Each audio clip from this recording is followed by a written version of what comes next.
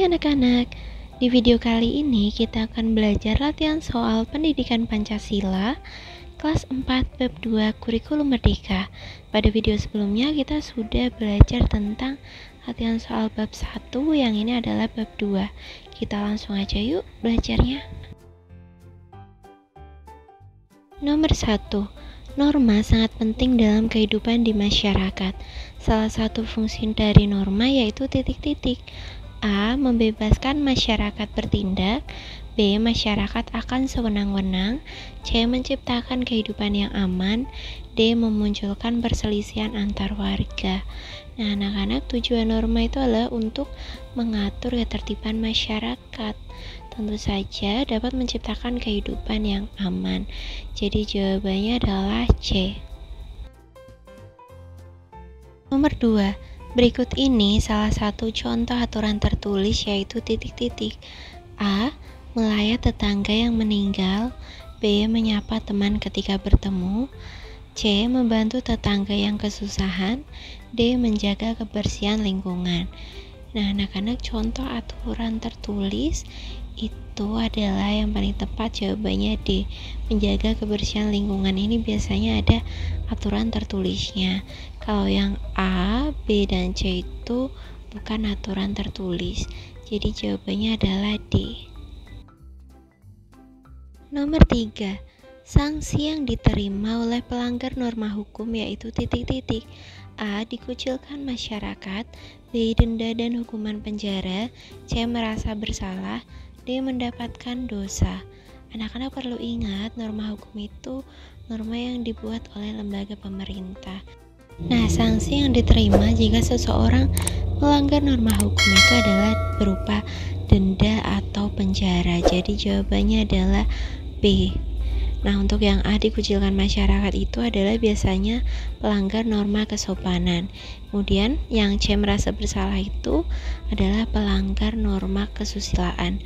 Dan D, mendapatkan dosa itu adalah pelanggaran norma agama. Nah, anak-anak perlu ingat ini ya. Nomor 4. Norma yang berasal dari hati nurani manusia yaitu norma titik-titik. A. Agama. B. Hukum.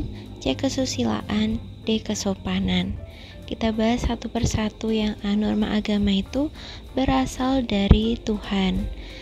Norma hukum yang B itu berasal dari undang-undang yang berlaku di masyarakat, di negara. Kemudian yang C, kesusilaan itu adalah bersumber atau berasal dari hati nurani. Yang D, kesopanan itu berasal dari adat istiadat di masyarakat.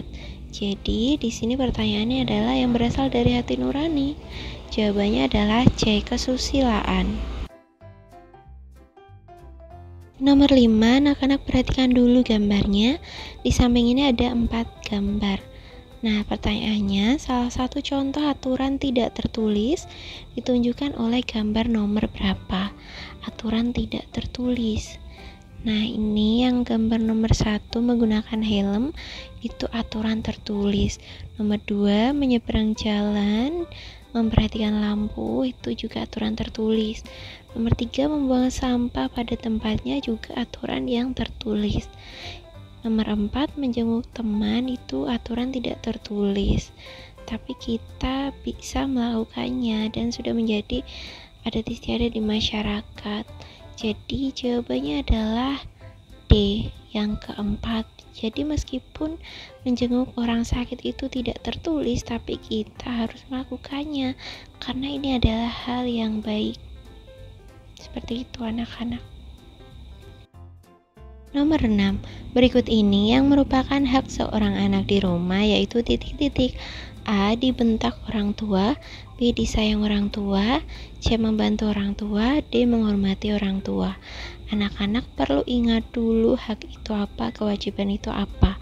Hak itu adalah yang kita dapatkan. Kalau kewajiban itu yang harus kita lakukan untuk mendapatkan hak kita. Jadi di sini jawaban yang paling tepat adalah B. Disayang orang tua. Kalau membantu dan menghormati orang tua itu adalah kewajiban kita sebagai seorang anak. Jadi jawabannya adalah B. Nomor 7. Setiap hari Yuni selalu menyiram dan merawat tanaman kesayangan ayahnya. Tindakan yang dilakukan Yuni termasuk titik-titik di rumah. A. Hak. B. Kewajiban. C. Kenakalan. D. Kecerobohan. Yuni selalu menyiram dan merawat tanaman kesayangan ayah. Jadi ini adalah tindakan Yuni yang dilakukan Yuni. Anak-anak ingat, kalau hal yang kita lakukan itu adalah kewajiban, sedangkan yang kita terima adalah hak. Di sini Yuni menyiram dan merawat, jadi dia melakukan. Jadi jawabannya adalah B, kewajiban di rumah. Nomor 8, perhatikan dulu gambarnya anak-anak. Nah, berikut ini pernyataan yang sesuai dengan gambar adalah titik-titik. A. Mencontek adalah hak siswa. B. Mencontek adalah kewajiban siswa. C. Mendapat ilmu adalah hak siswa. D. Mendapat ilmu adalah kewajiban siswa. Di sini anak-anak sedang belajar di kelas. Jadi mereka mendapatkan haknya, yaitu mendapatkan ilmu. Jadi jawabannya adalah C. Mendapat ilmu adalah hak siswa. Nomor 9, salah satu contoh kegiatan musyawarah di lingkungan sekolah yaitu titik-titik. A. Pembagian tugas ketua RT. B. Pemilihan ketua kelas. C. Mengerjakan soal ulangan.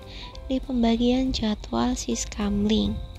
Contoh kegiatan musyawarah di lingkungan sekolah. Kita bahas satu persatu. Yang A. Pembagian tugas ketua RT ini di lingkungan masyarakat. B. Pemilihan ketua kelas di lingkungan sekolah. Benar.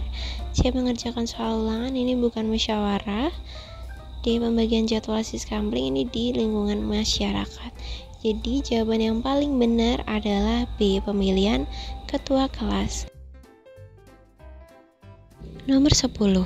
Ada seorang siswa menanyakan materi yang belum dipahami kepada ibu guru. Sedangkan kamu sudah memahami materi tersebut. Sikap yang harus kamu tunjukkan yaitu titik-titik. A. Mencemooh teman tersebut.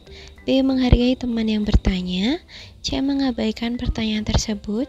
D. Meminta siswa tersebut tidak bertanya. Nah, anak-anak, jawabannya adalah B. Menghargai teman yang bertanya. Jadi jika ada temanmu yang tanya, itu kamu harus menghargainya, karena mungkin saja dia tidak paham, dan selain itu kamu juga bisa mengajarinya. Nah, anak-anak, sekian pembelajaran kita kali ini. Semoga dengan latihan soal ini kalian bisa lebih paham ya. Jangan lupa like, subscribe, dan komen. Sampai jumpa di video berikutnya.